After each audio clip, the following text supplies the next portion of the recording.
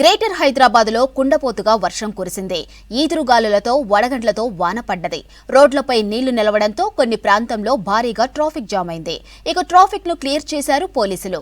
లోతట్టు ప్రాంతాలు జలమయమయ్యాయి. భారీ వర్షానికి చెట్లు నేలకొరిగాయి. ఇక దీంతో కరెంటుకు అంతరాయం ఏర్పడింది. మరో 2 రోజులు వానలుంటాయని సూచించారు వెదర్ ఆఫీసర్స్. వానలు పడే సమయంలో ప్రజలు జాగ్రత్తగా ఉండాలని సూచించారు.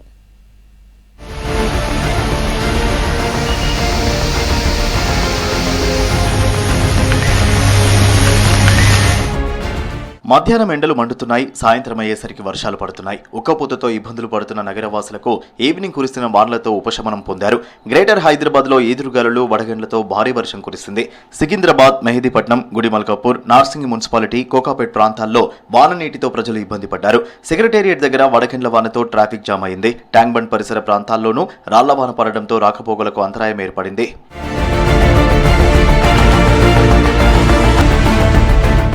మెహదీపట్నం, లకడీకపూల్, పంజాగుట్ట ఏరియాల్లోనూ గాలి దుమారంతో కూడిన వర్షం పడింది. గాలి దుమారం, రాళ్ల వానతో చాలా ప్రాంతాల్లో ఎక్కడికక్కడ వాహనదారులు నిలిచిపోయారు. ఈదురుగాలులతో పాతబస్తీలోని పలు ప్రాంతాల్లో విద్యుత్ సరఫరాకు అంతరాయం ఏర్పడింది. ఎల్బీనగర్, వనస్థలిపురం, హయత్ నగర్, నాగోల్ ప్రాంతాల్లోనూ లోతట్టు ప్రాంతాలు జలమయమయ్యాయి. భారీ వర్షానికి బషీర్బాగ్లోని నిజాం కాలేజీ ముందు రోడ్డుపై వృక్షం కుంగిపోయింది. భారీ వర్షానికి నాంపల్లి, రెడ్ హిల్స్ లోనూ చెట్టు కూలి పక్కనే ఉన్న ట్రాన్స్ఫార్మర్ పై పడడంతో ఒక్కసారిగా పేలింది. వర్షపు నీళ్లు రోడ్లపై నిలవడంతో భారీగా ట్రాఫిక్ జామ్ అయింది.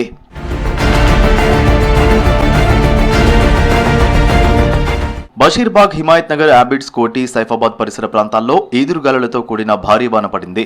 రాజేంద్రనగర్ డైరీ ఫామ్ దగ్గర గాలి దుమారం బీభత్సం సృష్టించింది. మాదాపూర్, గచ్చిబౌలి, కొండాపూర్, రాయదుర్గంలోనూ మోస్తరు నుంచి భారీ వర్షం కురిసింది.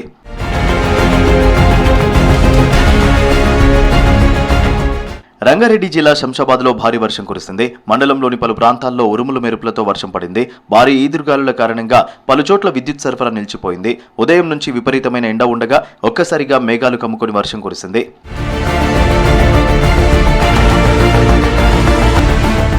నగరంలో భారీగా వర్షపాతం నమోదైంది. చార్మినార్లో 5 సెంటీమీటర్లు, దూద్బౌలిలో 4.6 సెంటీమీటర్లు, నాంపల్లి, ఎల్బీ స్టేడియం, బహదూర్పురలో 4 సెంటీమీటర్ల వర్షం కురిసింది. అంబర్పేటలో 3.8, కంచన్బాగ్, బండ్లగూడలో 3.6 సెంటీమీటర్ల వాన పడ్డది. కుత్బుల్లాపూర్, మలక్పేట్, ఖైరతాబాద్, బాలానగర్, బేగం బజార్లో 3 సెంటీమీటర్ల వర్షపాతం రికార్డైందని తెలిపారు వాతావరణ శాఖ అధికారులు. సిటీలోని చాలా ప్రాంతాల్లో 1 నుంచి 2 సెంటీమీటర్ల వరకు వర్షం కురిసిందన్నారు వెదర్ ఆఫీసర్స్.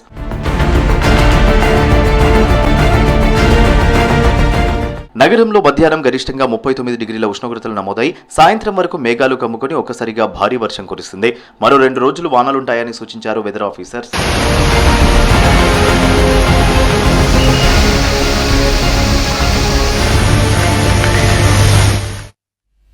గ్రేటర్ హైదరాబాద్లో ఈదురుగాలులు వడగండ్లతో భారీ వర్షం కురిసింది. దీంతో సిటీ రోడ్లపై భారీగా ట్రాఫిక్ జామ్ అయింది. వాన నీటితో లోతట్టు ప్రాంతాలు జలమయమయ్యాయి. ట్రాఫిక్ ను క్లియర్ చేస్తున్నారు పోలీసులు. అయితే నగరంలో ట్రాఫిక్ పై మరింత సమాచారం అనిల్ అందిస్తారు. భారీ వర్షం కారణంగా పలు ప్రాంతాలు అన్నీ కూడా భారీ ట్రాఫిక్ జామ్తో అయితే కనిపిస్తున్న సిచ్యువేషన్ అయితే మనకు కనిపిస్తుంది. ముఖ్యంగా అంటే దాదాపు సాయంత్రం 4 నుంచి 5 గంటల నుంచి వర్షం పడుతున్నది. ఆ వర్షం కారణంగా దాదాపు 2-3 గంటల పాటు భారీ వర్షం పడిన పరిస్థితి మనకు కనిపిస్తుంది. సో ఇందులో భాగంగానే ఈ హైదరాబాద్ సిటీ విషయానికి వస్తే ఈ ట్రాఫిక్ జామ్ అనేది నార్మల్గా ఎక్కువగా ఉంటుంది. కానీ వర్షం పడిన కారణంగా ఇంకా ఎక్కువగా అయితే మనకు కనిపిస్తున్న సిచ్యువేషన్ ఉంటుంది. సో ఇందులో భాగంగానే ఇటు పంజాగుట్ట సర్కిల్ కావచ్చు, అదేవిధంగా ఐక్య సర్కిల్ కావచ్చు, ఇటు ఖైరతాబాద్, అదేవిధంగా ట్యాంక్ బండ్ సైడ్, కోటి సైడ్ కూడా ఇటన్నిటి కూడా ఈ ఏరియాలన్నీ కూడా ప్రస్తుతం ట్రాఫిక్ జామ్ తోటి నిండిపోయిన పరిస్థితి అయితే మనకు కనిపిస్తుంది. ప్రస్తుతం పంజాగుట్ట సర్కిల్ వద్ద చూడొచ్చు ట్రాఫిక్ ఈ వర్షం కారణంగా ట్రాఫిక్ జామ్ అనేది కిలోమీటర్ల మేర మనకు కనిపిస్తున్న సిచ్యువేషన్. దీన్ని క్లియర్ చేసేందుకు కూడా ట్రాఫిక్ సిబ్బంది చర్యలు అయితే చేపడుతున్నారు. సో మీరు విజువల్లో చూస్తే ఇటు బేగంపేట్ ఎయిర్పోర్ట్ కావచ్చు, అదేవిధంగా సికింద్రాబాద్ ఎయిర్పోర్ట్ కావచ్చు, ఇటు కేబీఆర్ సైడ్ వెళ్ళే ఏరియా కావచ్చు, అదేవిధంగా జూబ్లీ చెక్ పోస్ట్, అదేవిధంగా బంజారా హిల్స్, ఇటు లగడికపుల్ ఏరియా సైడ్ వెళ్ళే ఏరియా మొత్తం కూడా ప్రస్తుతం ట్రాఫిక్ జామ్ తోటి నిండిపోయిన పరిస్థితి అయితే మనకు కనిపిస్తుంది. సో ఇందులో భాగంగానే ఇటు భారీ వర్షం పడింది, అదేవిధంగా ఈదురుగాలతో కూడిన వాతావరణం, వడగళ్లతో కూడిన వాతావరణం పడడంతో అక్కడక్కడ చెట్లు విరిగిపడిన పరిస్థితి అయితే మనకు కనిపిస్తుంది. సో ఈ చెట్లు విరిగి పడడంతో అదేవిధంగా పలు చోట్ల మనకు కరెంటు పోల్స్ కూడా విరిగి పడుతుంటాయి. కాబట్టి ఇందులో భాగంగానే మనకి ట్రాఫిక్ జామ్ అనేది ఎక్కువగా కనిపిస్తుంది. అదేవిధంగా ఈ వర్షం కారణంగా వాటర్ లాగింగ్స్ అనేది చాలా ఎక్కువగా కనిపిస్తూ ఉంటాయి. అంటే ఈ వాటర్ లాగింగ్స్ ఎక్కువగా కనిపించిన ఏరియాలలో ఈ ట్రాఫిక్ జామ్ అనేది మనకు ఎక్కువగా కనిపిస్తుంటుంది. ఎందుకంటే ఈ వాహనాలు అనేవి 2 వీలర్స్ విషయానికి వస్తే ఆగిపోయే పరిస్థితి మనకు కనిపిస్తుంది. సో ఇందులో భాగంగానే వాహనాలు వాహనాలు ఆగిపోయినప్పుడు కావచ్చు, అదేవిధంగా పబ్లిక్ ఈ వాహనాల నుంచి దాటుకునే టైంలో కూడా కావచ్చు, వర్షం కారణంగా ఈ ట్రాఫిక్ జామ్ అనేది చాలా ఎక్కువగా మనకు కనిపిస్తున్న పరిస్థితి. సో ఇందులో భాగంగానే అన్ని ఏరియాలు కూడా, ఇటు సిటీ శివారు ప్రాంతాలు కావచ్చు, సిటీ సెంటర్ ప్రాంతాలు కూడా కావచ్చు, ప్రస్తుతం భారీ వర్షం కారణంగా ట్రాఫిక్ జామ్ అయితే ఎక్కువగా కనిపిస్తుందని చెప్పాలి. సో ఇందులో భాగంగానే ట్రాఫిక్ సిబ్బంది, అదేవిధంగా ఇటు జిహెచ్ఎంసీ సిబ్బంది, ఎన్డీఆర్ఎఫ్ సిబ్బంది ప్రతి ఒక్కరు కూడా ఎక్కడున్న వాటర్ లాగింగ్స్ వాటన్నిటిని కూడా ప్రస్తుతం క్లియర్ చేస్తున్నారు. అదేవిధంగా ట్రాఫిక్ సిబ్బంది కూడా ఈ ట్రాఫిక్కి అంతరాయం కలగకుండా, ముఖ్యంగా సాయంత్రం సమయంలో వర్షం పడడం కారణంగా ఎక్కువగా ఈ పబ్లిక్ అనేది ఆ సాయంత్రం సమయంలో బయటకు వస్తుంటారు. అదేవిధంగా ఎండ ఎక్కువగా ఉండడం, ఉష్ణోగ్రత ఎక్కువగా ఉంటుంది కాబట్టి ఉదయం సమయంలో చాలామంది కూడా బయటికి రారు. కానీ ప్రస్తుతం సాయంత్రం సమయంలో ఈ పబ్లిక్ కావచ్చు, వాహనదారులు కావచ్చు, పనుల నిమిత్తం కావచ్చు, అదేవిధంగా జాబ్ ఉన్న వాళ్ళు కావచ్చు, ఉద్యోగాల నిమిత్తం బయటకు వచ్చిన పరిస్థితి మనకు కనిపిస్తుంటుంది. సో ఇందులో భాగంగానే సాయంత్రం 5 గంటల తర్వాత, అంటే మనకి 4 గంటల నుంచి 5-6 గంటల సమయంలో మనకి భారీ వర్షం అనేది పడింది కాబట్టి దాదాపు 2 గంటల పాటు మనకి భారీ వర్షం కనిపించడంతో రోడ్లన్నీ కూడా నీటితోటి నిండిపోయిన సిచ్యువేషన్, ఎక్కడికక్కడ వాటర్ లాగింగ్స్ ఉండడంతో ట్రాఫిక్ జామ్ అయితే ఫుల్గా ఏర్పడిన పరిస్థితి మనకు కనిపిస్తుంది. సో ఇందులో భాగంగానే పూర్తిగా ఇటు వర్షం కారణంగా ఎక్కడైతే ట్రాఫిక్ జామ్ ఏర్పడిందో ఈ ట్రాఫిక్ సంబంధించి పోలీస్ సిబ్బంది కావచ్చు, ట్రాఫిక్ పోలీస్ సిబ్బంది కావచ్చు, ఇటు జిహెచ్ఎంసీ సిబ్బంది కావచ్చు, ఎక్కడికక్కడ ఈ వాటర్ లాగింగ్స్ని క్లియర్ చేస్తున్నారు, ట్రాఫిక్ ఏరియాని కూడా క్లియర్ చేస్తున్నారు, ట్రాఫిక్ని కూడా క్లియర్ చేస్తున్నారు. అదేవిధంగా వాళ్ళు గమ్యస్థానానికి చేరుకునేలాగా, ఎవరైతే ఇళ్ళకి ప్రయాణమయ్యారో వాళ్ళందరూ కూడా ఇళ్ళకి చేరుకునేలాగా ప్రస్తుతం అయితే ట్రాఫిక్ అంతా కూడా క్లియర్ చేస్తున్న పరిస్థితి మనకు కనిపిస్తుంది. కానీ ప్రస్తుతం ఈ సిచ్యువేషన్ అయితే ఈ వర్షం కారణంగా భారీ ఎత్తున ఏర్పడింది కాబట్టి సిటీ శివారు ప్రాంతాలే కావచ్చు, అదేవిధంగా వర్షం కారణంగా ఈ సిటీ శివారు ప్రాంతాలలో వాటర్ లాగింగ్స్ అనేవి ఎక్కువగా ఉంటాయి, లోతట్టు ప్రాంతాలు అనేవి ఎక్కువగా ఉంటాయి కాబట్టి ఇటు టీఆర్ఎఫ్ సిబ్బంది కూడా ఏర్పాట్లు అయితే చేసింది, చర్యలు అయితే చేపట్టింది. ఎక్కడ కూడా వాటర్ అనేది రోడ్డు మీదకి రాకుండా క్లియర్ చేస్తున్న సిచ్యువేషన్ అయితే మనకు కనిపిస్తుంది. సో ఈ వాతావరణ శాఖ కూడా మనకు తెలుపుతున్న వివరాల ప్రకారం ఈ వర్షం కారణంగా ఈ వాటర్ లాగింగ్స్ అనేది ఏర్పడుతుంటాయి కాబట్టి ట్రాఫిక్ సిబ్బంది కూడా అలర్ట్ జారీ చేసింది, అదేవిధంగా పబ్లిక్ కూడా అలర్ట్ జారీ చేసింది, ప్రభుత్వానికి కూడా చర్యలు అయితే తీసుకోవాలని చెప్పేసి అలర్ట్ జారీ చేసింది. కాబట్టి వీటిని దృష్టిలో పెట్టుకొని పబ్లిక్ కావచ్చు, అదేవిధంగా ఎవరైతే బయటకు వస్తున్న వారు కూడా పలు జాగ్రత్తలు పాటించి బయటకు వస్తే బాగుంటుందని చెప్పేసి అయితే ప్రస్తుతం వాతావరణానికి సంబంధించి వర్షాలు అయితే తగ్గుముఖం పట్టాయి. కానీ కొన్ని ప్రాంతాలలో అక్కడక్కడ మోస్తారు వర్షాలు పడుతున్నాయి, అదేవిధంగా భారీ వర్షాలు పడే అవకాశం ఉంటుంది కాబట్టి దాన్ని దృష్టిలో పెట్టుకొని ట్రాఫిక్ని కూడా ఎప్పటికెప్పుడు ఇటు ట్రాఫిక్ సిబ్బంది క్లియర్ చేస్తుంది, అదేవిధంగా లోతట్టు ప్రాంతాలు కావచ్చు, వాటర్ లాగింగ్స్ ఉన్న ఏరియాలు కావచ్చు, ఇవన్నీ కూడా జిహెచ్ఎంసీ సిబ్బంది, డిఆర్ఎఫ్ సిబ్బంది అయితే ప్రస్తుతం క్లియర్ చేస్తున్నారని చెప్పాలి. కెమెరా పర్సన్ సాయితో అనిల్, V6 న్యూస్, పంజాగుట్ట నుంచి. రోగులకు నాణ్యమైన వైద్య సేవలు అందించేందుకు ప్రభుత్వం ఫోకస్ చేసింది. వైద్యులు, సిబ్బంది సమయపాలన పాటించేలా చేస్తే ప్రజలకు చికిత్స చేయడంతో పాటు తరచూ డుమ్మాలు కొట్టే వారికి చెక్ పెట్టొచ్చని వైద్య ఆరోగ్య శాఖ భావిస్తుంది. ఇందుకోసం రాష్ట్రంలోని ప్రభుత్వ హాస్పిటల్లో ఆధార్ బేస్ అటెండెన్స్ ను అమలు చేయబోతుంది. ప్రయోగాత్మకంగా ఒక జిల్లాలో పరిశీలించగా అది సక్సెస్ కావడంతో రాష్ట్రంలోని అన్ని ప్రభుత్వ హాస్పిటల్లో అమలు చేసేందుకు సిద్ధమవుతుంది హెల్త్ డిపార్ట్మెంట్.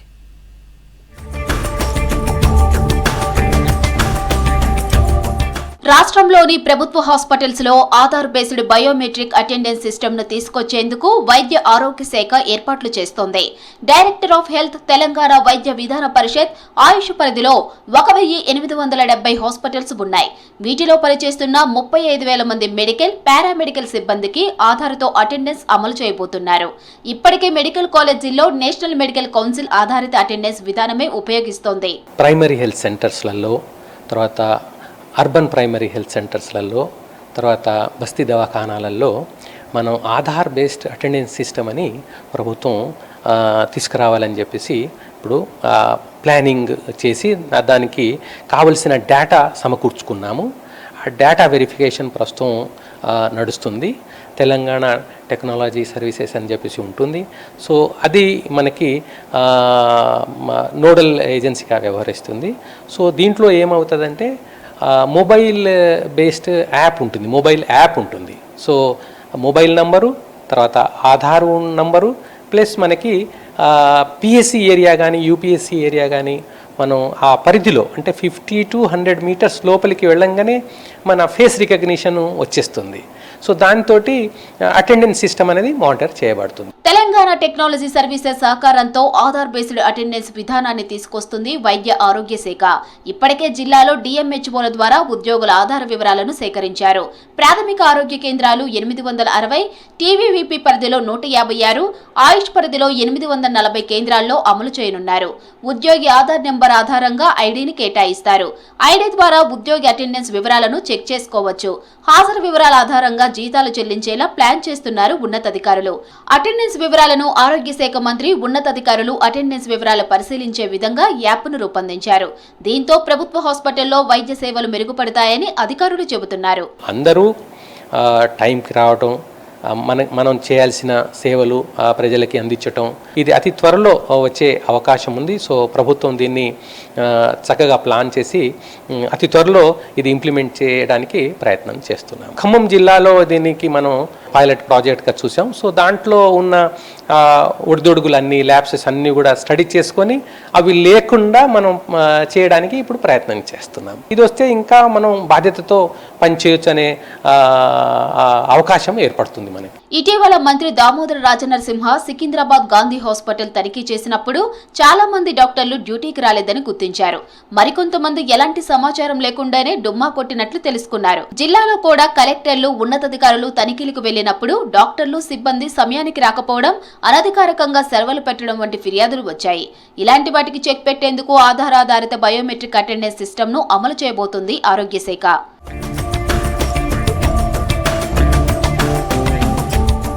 ఖమ్మం జిల్లాలో పైలట్ ప్రాజెక్టుగా కొన్ని ఆసుపత్రుల్లో ఆధార్ బేస్డ్ అటెండెన్స్ ను అమలు చేశారు. అక్కడ విజయవంతం కావడంతో రాష్ట్ర వ్యాప్తంగా అమలు చేయాలని నిర్ణయించింది ఆరోగ్య శాఖ. సమ్మర్లో విద్యార్థులకు హాలిడేస్ స్టార్ట్ అయ్యాయి. మండు వేసవి నుంచి రిలాక్స్ కోసం చల్లటి ప్రదేశాలకు వెళ్లేందుకు రెడీ అవుతున్నారు హైదరాబాదీలు. దీంతో ఆయా ట్రావెల్ ఏజెన్సీలు ట్రావెలర్స్, టూరిస్టులను అట్రాక్ట్ చేసేందుకు స్పెషల్ ప్యాకేజీలను అనౌన్స్ చేస్తున్నారు. డొమెస్టిక్, ఇంటర్నేషనల్ టూర్లంటూ కస్టమర్లతో ఫుల్ బిజీ అయిపోతున్నారు.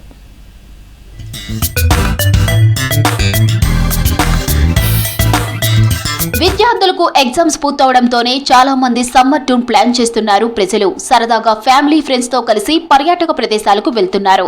సమ్మర్ లో ఎంజాయ్ చేయడానికి వెళ్తుంటే మరికొందరు అక్కడ సంస్కృతి, సాంప్రదాయాలను తెలుసుకోవడానికి వెళ్తుంటారు.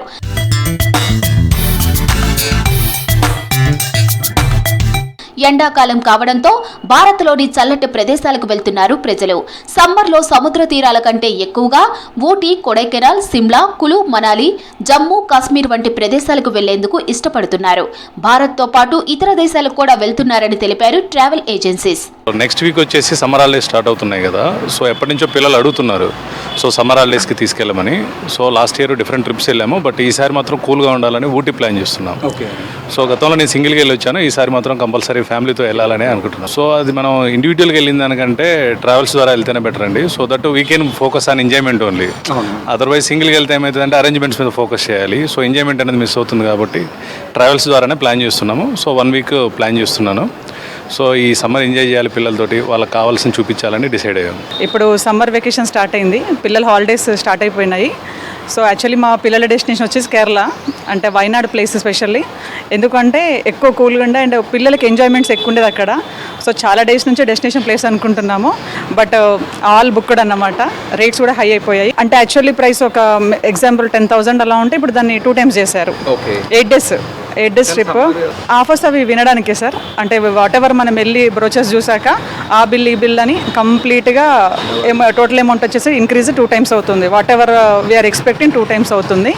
ప్రైవేట్ ట్రావెల్స్ కంటే ఏదైనా వెహికల్ అరేంజ్ చేసుకుని వెళ్ళడం ఈజ్ బెటర్. లేదు అంటే ఇంకా by train is good. So we are planning for Kerala, Wayanad and summer enjoy చేద్దాం అనుకుంటున్నాం. పర్యాటక ప్రాంతాలకు వెళ్లడానికి స్పెషల్ ప్యాకేజీలను ప్రకటిస్తున్నాయి ట్రావెల్ ఏజెన్సీ సంస్థలు. ఈ సమ్మర్లో పర్యాటకులను ఆకట్టుకునేందుకు డిస్కౌంట్లు, ఆఫర్లు కూడా ఇస్తున్నారు. తక్కువ రేట్లలోని ట్రాన్స్పోర్ట్, హోటల్స్, ఫుడ్ ని అందిస్తామంటున్నారు ట్రావెల్ ఏజెన్సీ నిర్వాహకులు. సమ్మర్ హాలిడేస్ మొదలవుతున్నాయి కదా, పిల్లలు ఊరు వెళ్దామని అంటున్నారు. ఎక్కడన్నా కూల్ ప్లేసెస్కి వెళ్దామని చెప్పి అనుకుంటున్నారు. సమ్మర్ హాలిడేస్కి లాస్ట్ ఇయర్ అయితే జమ్మూ కాశ్మీర్ వెళ్ళాం, ఈసారి ఊటీ ప్లాన్ చేస్తున్నాము. ఇప్పుడు చాలా ప్యాకేజీలు అందరూ ఆఫర్ చేస్తున్నారు. గవర్నమెంట్ కానీ ప్రైవేట్ ట్రావెల్స్ కానీ. ఈసారి ప్రైవేట్ ట్రావెల్స్లో వెళ్దామని ప్లానింగ్లో ఉన్నాము.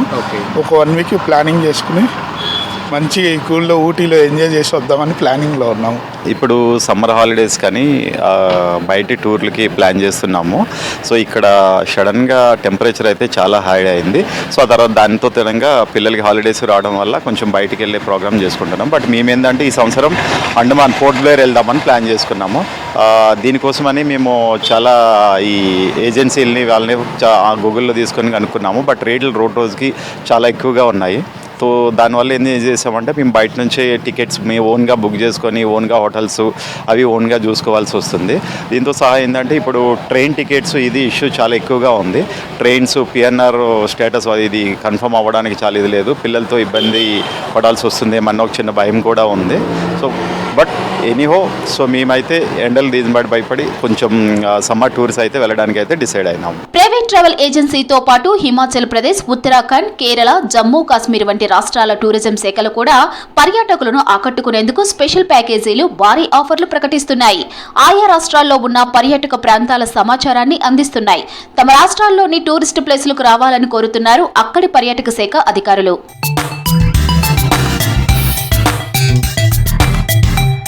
ఫేక్ టూర్ ఆఫర్స్, ఫేక్ ఏజెన్సీల బారిన పడి మోసపోకుండా సరైన ప్రణాళికతో వెళ్లాలని సూచిస్తున్నారు టూరిజం ఎక్స్పర్ట్స్. ఆయా రాష్ట్ర టూరిజం శాఖలు ప్రభుత్వాలు గుర్తించిన ట్రావెల్ ఏజెన్సీలను మాత్రమే ఎంపిక చేసుకోవాలంటున్నారు. వెబ్సైట్లను ట్రావెల్ ఏజెన్సీల ఆఫీసులకు వెళ్లి చెక్ చేసుకోవాలన్నారు. గూగుల్ రివ్యూలు, ట్రిప్ అడ్వైజరీ వంటి వెబ్సైట్లలో ఉన్నవి నిజమా అబద్ధమా తెలుసుకోవాలని సూచిస్తున్నారు.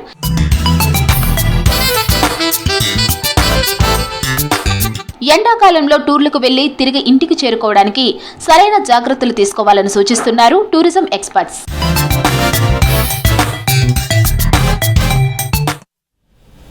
హైదరాబాద్ మెట్రో ప్రయాణికులకు ఎల్ఎన్టీ షాక్ ఇచ్చింది. మెట్రో స్మార్ట్ కార్డ్, హాలిడే కార్డ్పై డిస్కౌంట్ల ఆఫర్లు ఎత్తేస్తూ నిర్ణయం తీసుకుంది. ఇక ఏప్రిల్ నుంచి పీక్ అవర్స్ కాకుండా మిగతా టైంలో డిస్కౌంట్స్ రద్దు చేశారు. డిస్కౌంట్స్ ఎత్తివేయడంతో ఆగ్రహం వ్యక్తం చేస్తున్నారు మెట్రో ప్రయాణికులు. ఇక ఇప్పటికే పార్కింగ్ ఫీజులతో పాటు స్టేషన్లలో టాయిలెట్స్కు డబ్బులు వసూలు చేస్తున్నారని మండిపడ్డారు. దీంతో తమకు ఆర్థిక భారం పడుతుందంటున్నారు ప్రయాణికులు.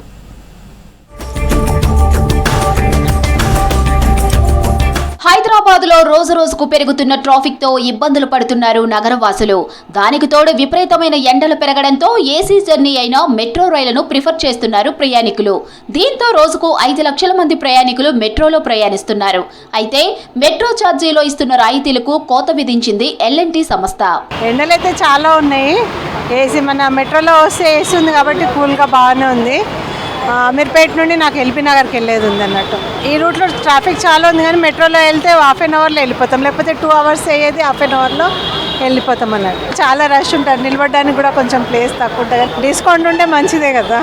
మార్నింగ్ టైం, ఈవినింగ్ టైంలో చాలా రష్ ఉంటుంది. లేడీస్ కోచ్ 2 ఉన్నాయి, ఇంకొంచెం పెంచితే బాగుంటుంది. పబ్లిక్ ట్రాన్స్పోర్ట్ స్టేషన్స్ ఉన్నప్పుడు లైక్ ఆర్టీసీ బస్ స్టాండ్స్ కానీ, రైల్వే స్టేషన్స్ కానీ, మెట్రో స్టేషన్స్ కానీ, ఇప్పుడు మాలాంటి సీనియర్ సిటిజన్స్ ఉంటారు, ఇంకేమైనా ఉంటారు, షుగర్ పేషెంట్స్ ఉంటారు, ఏదో ఒక ఇదిలో ఉంటారు.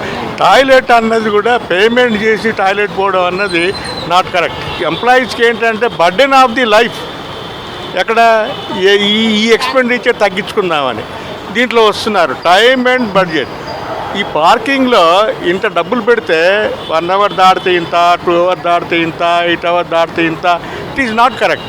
Only employees only metro use చేస్తారు, ఆర్డినరీ పర్సన్స్. ప్రయాణికులను ఆకర్షించేందుకు మెట్రో స్మార్ట్ కార్డ్ పై 10% ఆఫర్, 24 గంటలకు హాలిడే కార్డ్ పై డిస్కౌంట్స్ ఇది వరకు ఇచ్చి ఇప్పుడు ఎత్తేశారు. స్టేషన్లో ఇది వరకు ఉచితంగా ఉన్న టాయిలెట్లలో 5 నుంచి 20 రూపాయలు వసూలు చేస్తున్నారు. మెట్రోలో ఛార్జీల భారం పెరుగుతుందని ఆవేదన వ్యక్తం చేస్తున్నారు ప్రయాణికులు. మెట్రో బోగీలు కూడా పెంచాలని డిమాండ్ చేస్తున్నారు. యూజువల్లీ ఐ ప్రిఫర్ మెట్రో, ఎందుకంటే ఈజీ కన్వీనియంట్, ట్రాఫిక్ ఉంటుంది కాబట్టి ఈవినింగ్ టైంలో. So this is the best way. కానీ ఏంటంటే రీసెంట్లీ ఇప్పుడు అమీర్పేట్ మెట్రో చూస్తే that is the main destination. ఎక్కడ టచ్ అవ్వాలని మెట్రోని దిగాలి. కానీ compare to the women safety, metro ఇప్పుడు ఉన్న ప్రికాషన్స్ చూసుకుంటే సేఫ్టీ ప్రకారం టాయిలెట్స్ అని కూల్ కొట్టేశారు, సేఫ్టీ లేదు. ప్లస్ ది కార్డ్ కూడా, మెట్రో కార్డు మొత్తం డిస్కౌంట్స్, బెనిఫిట్స్ అన్నీ తీసేశారు. అండ్ మోర్ ఓవర్ ఇంత రష్ అంటే ఇంకోటి వచ్చేసి ఎర్లియర్ ఎవ్రీ 4 మినిట్స్కి మెట్రో ట్రైన్ ఉంటుండే, ఇప్పుడు 7 మినిట్స్ చేశారు. ఎవ్రీ రీఛార్జ్కి డిస్కౌంట్ ఉంటుంది. మాకు ఫోన్లో మెసేజెస్ వస్తాయి, దాన్ని బట్టి రీఛార్జ్ చేస్తాము. కానీ ఈ మధ్య అయితే అసలు డిస్కౌంట్స్ అనే ఆఫర్స్ అనేది ఏం లేదు. ఇక్కడ కూడా అడిగితే మీకు అప్డేట్ వస్తుంది అదే చెప్తున్నారు, కానీ ఏం ప్రాపర్ రెస్పాన్స్ అయితే లేదు.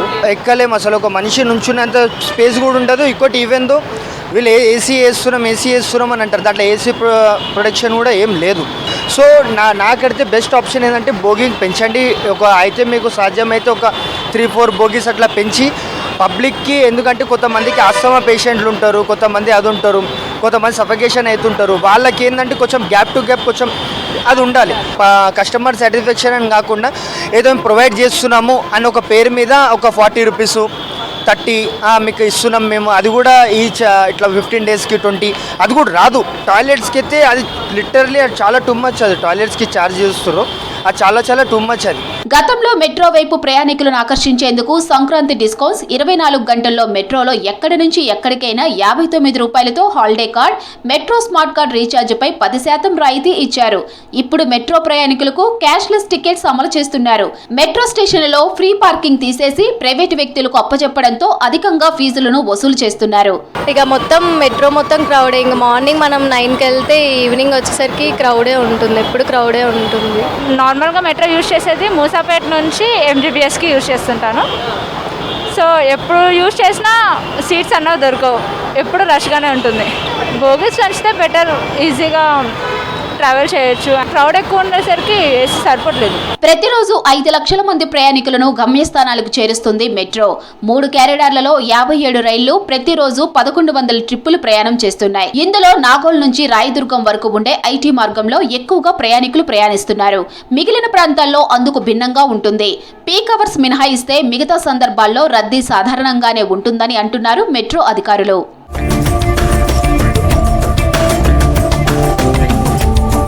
మెట్రోలో మహిళల కోసం ఏర్పాటు చేసిన లేడీస్ కోచ్ల్లో మగవారు ప్రయాణిస్తున్నారని, సరైన భద్రత లేదంటున్నారు ప్రయాణికులు.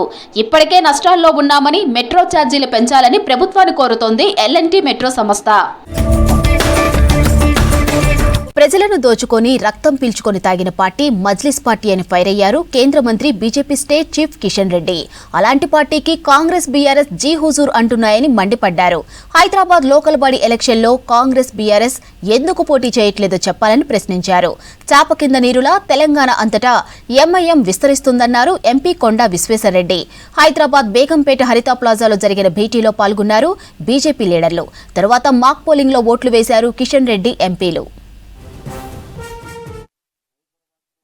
చరిత్ర ఉంది. అనేక సంవత్సరాల పాటు ఈ హైదరాబాద్ నగరాన్ని నిజాం పరిపాలనలో ఏ రకంగా అణిచివేతకు గురయ్యామో మనకందరికీ తెలుసు. మజ్లిస్ పార్టీ రజాకారులు దుర్మార్గాలు చేశారో మనకందరికీ తెలుసు. అలాంటి దుర్మార్గాలు చేసినటువంటి పార్టీ పెరగడానికి, అలాంటి దుర్మార్గాలు చేసినటువంటి మజ్లిస్ పార్టీని ఇంకా పెంచి పోషించడానికి, అలాంటి దుర్మార్గాలు చేసి ప్రజలను దోచుకున్నటువంటి, ప్రజల మీద అత్యాచారాలు చేసినటువంటి, ప్రజల యొక్క రక్తం తాగినటువంటి మజ్లిస్ పార్టీకి ఇంకా జీ హుజూర్ అంటూ వంగి వంగి సలాములు కొడుతున్నటువంటి పరిస్థితి ఈరోజు కూడా మన కళ్ళ ముందు చూస్తూ ఉన్నాం. జాతీయ పార్టీలుగా చెప్పుకుంటున్నటువంటి కాంగ్రెస్ పార్టీ కానీ లేక బీఆర్ఎస్ పార్టీ కానీ పోటీ పడి మజ్లిస్ పార్టీ నాయకులు కనిపిస్తే అంతా మర్చిపోయి జీ హుజూర్ అంటూ సలాములు కొడుతున్నటువంటి పరిస్థితి మనం చూస్తూ ఉన్నాం. అది ఈ యొక్క ఎమ్మెల్సీ ఎలక్షన్స్లో చాలా స్పష్టంగా మన ముందు కనబడతా ఉంది. ఈరోజు కాంగ్రెస్ పార్టీ కానీ లేక బీఆర్ఎస్ పార్టీ కానీ ఎందుకు ఎమ్మెల్సీ ఎలక్షన్స్లో పోటీ చేయడం లేదో తెలంగాణ ప్రజలకు, దేశ ప్రజలకు చెప్పాల్సినటువంటి అవసరం ఉంది. మీరు భారతీయ జనతా పార్టీని మతోన్మాద పార్టీ అని విమర్శిస్తారు కదా, మజ్లిస్ పార్టీ కొమ్ము కాస్తూ, మజ్లిస్ పార్టీ మోచేతి నీళ్లు తాగుతూ, మజ్లిస్ పార్టీకి వంగి వంగి సలాములు కొడుతూ, మజ్లిస్ పార్టీని ఎమ్మెల్యేలుగా ఎంపీలుగా గెలిపించడం కోసం మీరు అన్ని రకాలుగా అండగా నిలబడుతూ ఈరోజు భారతీయ జనతా పార్టీని విమర్శించేటువంటి నైతిక హక్కు రాహుల్ గాంధీ కానీ కేసీఆర్ కానీ ఉందా అని అడుగుతా ఉన్నాం. ఎస్, మేము బరాబర్ జాతీయవాదంతో కూడినటువంటి పార్టీ. ఎస్, మేము బరాబర్ రజాకారులకు వ్యతిరేకంగా పోరాటం చేసేటువంటి పార్టీ. రజాకారుల వారసత్వంగా ఉన్నటువంటి మజ్లిస్ పార్టీకి వ్యతిరేకంగా మేము పోరాటం చేస్తాం. మేమే కాదు, ఆ రోజు ఇక్కడ స్వాతంత్రం కోసం పోరాటం చేసినటువంటి వేలాది మంది స్వతంత్ర సమరయోధులు కూడా మజ్లిస్ పార్టీకి వ్యతిరేకంగా, రజాకార్లకు వ్యతిరేకంగా సామాన్య ప్రజలు, కొమరం భీము కానీ, వందే మాత్రం రామచంద్రరావు గారు కానీ, అనేక మంది ప్రజలు, ఉద్యమకారులు, స్వతంత్ర సమరయోధులు ఏదైతే పోరాటం చేశారో ఆ వారసత్వాన్ని పుణికిపుచ్చుకొని ఈ రోజు కూడా రజాకార్లకు వ్యతిరేకంగా పోరాటం చేస్తున్నటువంటి ఏకైక పార్టీ భారతీయ జనతా పార్టీ అని సందర్భంగా మనం చేస్తాను. మజ్లిస్ పార్టీ కుట్ర చేస్తూ ఉంది. ఈరోజు పాత పట్టణానికే పరిమితం కాలే, హైదరాబాద్కే పరిమితం కాలే. అది నల్గొండలో కౌన్సిలర్స్ గెలుస్తారు, మహబూబ్ నగర్లో కౌన్సిలర్స్ గెలుస్తారు, సంగారెడ్డిలో గెలుస్తారు, ఆదిలాబాద్లో గెలుస్తారు, నిర్మల్లో గెలుస్తారు. యావత్ తెలంగాణ అంతా కూడా విస్తరిస్తున్నారు. చాప కింద నీరులాగా తెలంగాణలో అన్ని అసెంబ్లీ కేంద్రాలలో విస్తరిస్తూ ఉంది. భారతీయ జనతా పార్టీని ఓడించగలటువంటి ప్రధాన ప్రత్యర్థి అది కాంగ్రెస్ పార్టీ కానీ, అది బీఆర్ఎస్ పార్టీ కానీ, మరొక పార్టీ కానీ వాళ్ళు ఎంచుకొని ఆ పార్టీలను గెలిపిస్తారు, తమ ఏజెంట్లను గెలిపిస్తారు.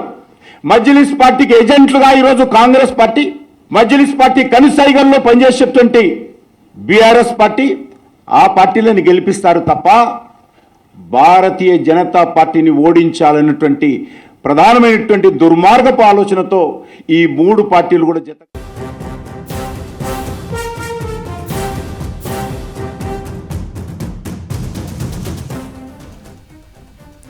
హైదరాబాద్ అబిడ్స్ లో క్రేన్ ప్రమాదం జరిగింది. సాయంత్రం ఈదురుగాలులతో కురిసిన వర్షానికి భారీ క్రేన్ కూలింది. అయితే పక్కనే ఉన్న బిల్డింగ్ పై పట్టంతో అక్కడి నిలిపిన వాహనాలు ధ్వంసమయ్యాయి. బిల్డింగ్ పైకప్పు దెబ్బతిన్నదని, ఎవరికీ ప్రమాదం జరగలేదని తెలిపారు స్థానికులు. క్రేన్ ను కిందకు దించడానికి ప్రయత్నిస్తున్నారు సిబ్బంది.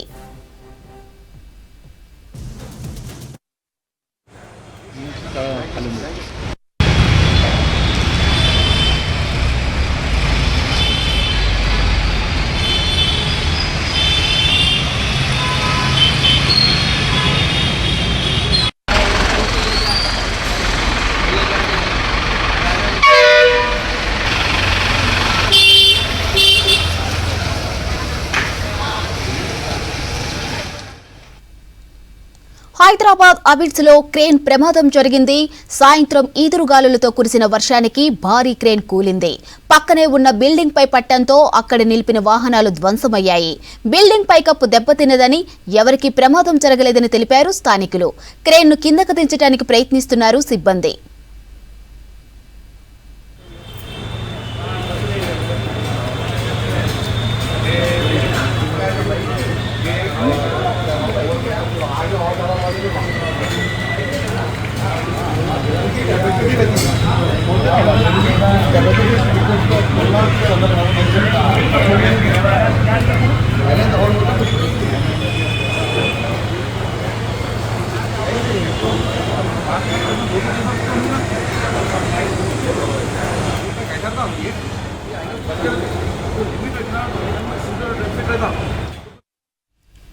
వక్ఫ్ సవరణ చట్టంపై విపక్షాలు అనవసర రాజకీయం చేస్తున్నాయని మండిపడ్డారు కేంద్ర మంత్రి బండి సంజయ్.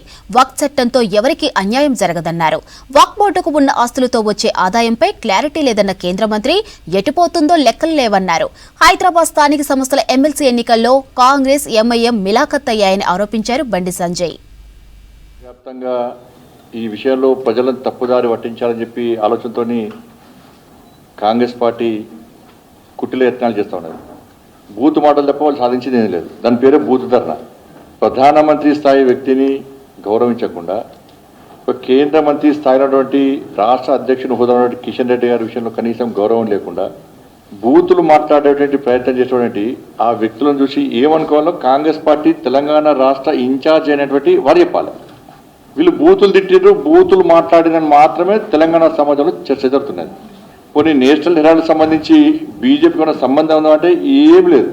అదే సినిమా ఉండదు, దానవీర శూరకర్ణ సినిమా ఉండే, అన్ని ఎన్టీఆర్ గారి పాత్రలే. దీనిలో కూడా అన్ని కాంగ్రెస్ పార్టీ వాళ్ళే, హీరో వాళ్ళే, విలన్ వాళ్ళే, బ్రోకర్ వాళ్ళే, జోకర్ వాళ్ళే. ఏజేఎల్ పబ్లికేషన్ ఎవరిది? వాళ్ళదే. యంగ్ ఇండియా లిమిటెడ్ ఎవరిది? కాంగ్రెస్ పార్టీదే. మూసేసింది ఎవరు? వాళ్ళే. 90 కోట్లు అప్పించింది ఎవరు? వాళ్ళే. 2000 కోట్ల రూపాయలు విలువేసే ఆస్తులను కాజాలు చూసింది ఎవరు? వాళ్ళే. కేసు బుక్ అయినప్పుడు 2012 యూపీఏ వాళ్ళ హయాంలోనే. ఇక దీనిలో బీజేపీకి నరేంద్ర మోడీ గారికి సంబంధం ఏదో నాకు అర్థమవుతలేదు. అక్కడ మమతా బెనర్జీ సహాయంతోనే అక్కడ ఒక వర్గం మొత్తం రెచ్చిపోయి ఇలా విధ్వంసాలకు పాల్పడుతున్నది. చివరకు మమతా బెనర్జీ కంట్రోల్ కూడా లేదు. తెలంగాణ రాష్ట్రంలో కూడా రేవంత్ రెడ్డి సర్కార్ యొక్క ఆర్థిక సహాయంతోనే, వీళ్ళ ప్రోద్బలంతోనే, వీళ్ళ ప్రోత్సాహంతోనే ఈ తెలంగాణ రాష్ట్రంలో వక్ఫ్ సవరణ బిల్లుకు వ్యతిరేకంగా వాళ్ళు ఆందోళన చేయబోతున్నారు, చేస్తున్నారు. ఇది కంట్రోల్ తప్పితే రేవంత్ రెడ్డి సర్కార్ కూడా కంట్రోల్ చేయలేని పరిస్థితి వస్తుంది, శాంతి భద్రత సమస్య వస్తుంది. దానికి కాంగ్రెస్ పార్టీ ప్రభుత్వమే బాధ్యత వహించాల్సి వస్తుంది. వెనుక ఉండి నడిపించేది కర్త కర్మ క్రియ మొత్తం కూడా రేవంత్ రెడ్డి సర్కార్.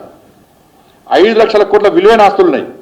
ఇవాళ ప్రతి సంవత్సరము 1000 కోట్ల ఆదాయం వస్తుంది దీని ద్వారా రావాలి. ఇవాళ కేవలం 20% మాత్రమే దర్గాలు మసీదులు మాత్రం ఉన్నాయి, మిగతా ఏడవైనాయి. మరి ఏ ముస్లిం పొదులకు చెందుతున్నది? అలా కేవలం ఓవైసీ లాంటి కుటుంబాలు, అటువంటి కుటుంబాలు బీఆర్ఎస్లో ఉన్నాయి, కాంగ్రెస్లో ఉన్నాయి. ఎంత ఘోరమైన చట్టం అంటే ఇది. ఇప్పుడు మీకు నాకు చిన్న గొడవ జరుగుతుంది, నాకున్న ఒక ముస్లిం వ్యక్తికి గొడవ జరుగుతుంది ల్యాండ్ విషయంలో. నాకు టైటిల్ ఉంటుంది, డాక్యుమెంట్స్ ఉంటాయి, ఆయనకి ఏం టైటిల్ ఉంటుంది.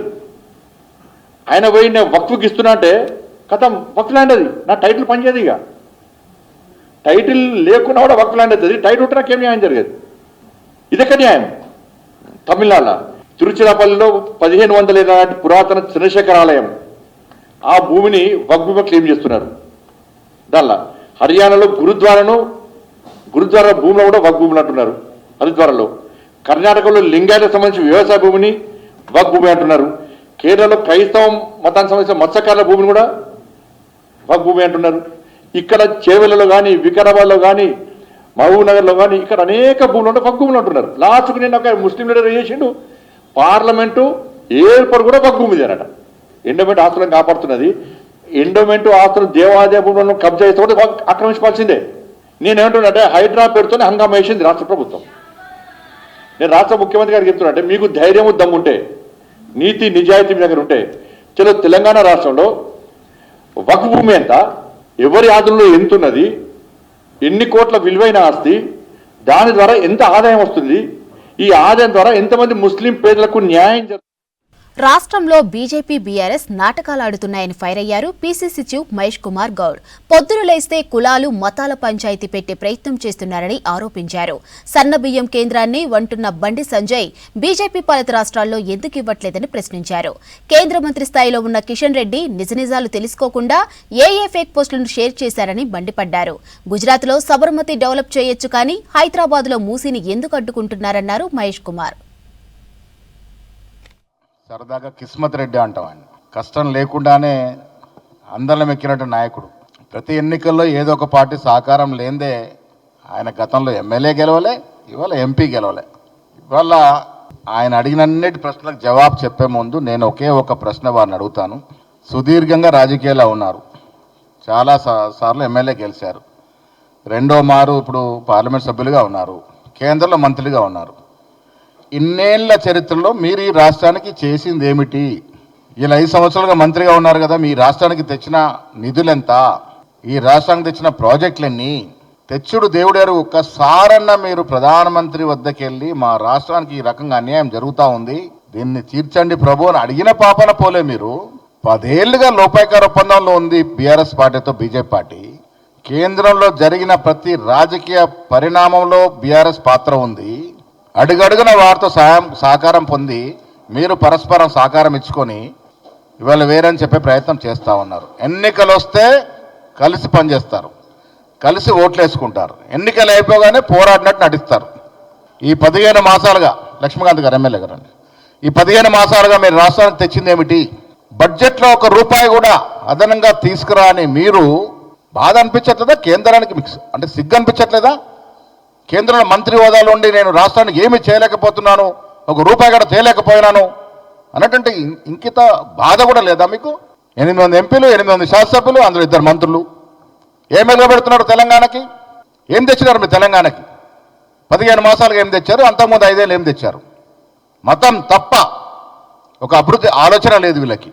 రాష్ట్ర ప్రభుత్వం ఇవాళ సంక్షేమ కార్యక్రమం ఎంత బేసిక్గా ఇస్తుందో ఒక్కసారి సమాలోచన చేసుకోవాలి. సన్నబియ్యం కార్యక్రమం ఈ దేశంలో ఏ రాష్ట్రం ఇయ్యలేనటువంటి కార్యక్రమాన్ని కాంగ్రెస్ ప్రభుత్వం ఇవాళ ప్రారంభించింది. బండి సంజయ్ అంటాడు మాయి డబ్బులు అని. అరే మీరు కేంద్రం నుంచి రాష్ట్రానికి ఇస్తున్న వాటా ఎంత, మేమేకు ట్యాక్స్ రూపంలో కడుతున్నటువంటి డబ్బులు ఎంత, దానిలో మీరు తిరిగి ఇస్తుంది ఎంత? బేసిక్గా ఉన్న సన్నబియ్య కార్యక్రమం మీ బీజేపీ పాలిత రాష్ట్రాలు ఎందుకు పెట్టుకోవట్లేదు? మరి అక్కడ వేసుకోండి మోడీ ఫోటో. సికింద్రాబాద్ ముషీరాబాద్లో చిన్నారిని రక్షించారు అగ్నిమాపక పోలీసులు, హైడ్రా సిబ్బంది. ఇక అపార్ట్మెంట్ ఫ్లాట్ బాల్కనీలోకి వెళ్లి డోర్ లాక్ చేసుకున్నాడు చిన్నారి. బాల్కనీలో చిక్కుకున్న బాలుణ్ణి గమనించిన పేరెంట్స్ వెంటనే ఫైర్ పోలీసులకు సమాచారం అందించారు. దీంతో సంఘటనా స్థలానికి చేరుకున్న ఫైర్, హైడ్రా సిబ్బంది అపార్ట్మెంట్ బయట నుంచి బాల్కనీలోకి వెళ్లి చిన్నారిని సురక్షితంగా తీసుకువచ్చారు. అనంతరం బాలుణ్ణి తల్లిదండ్రులకు అప్పగించారు ఫైర్ పోలీసులు.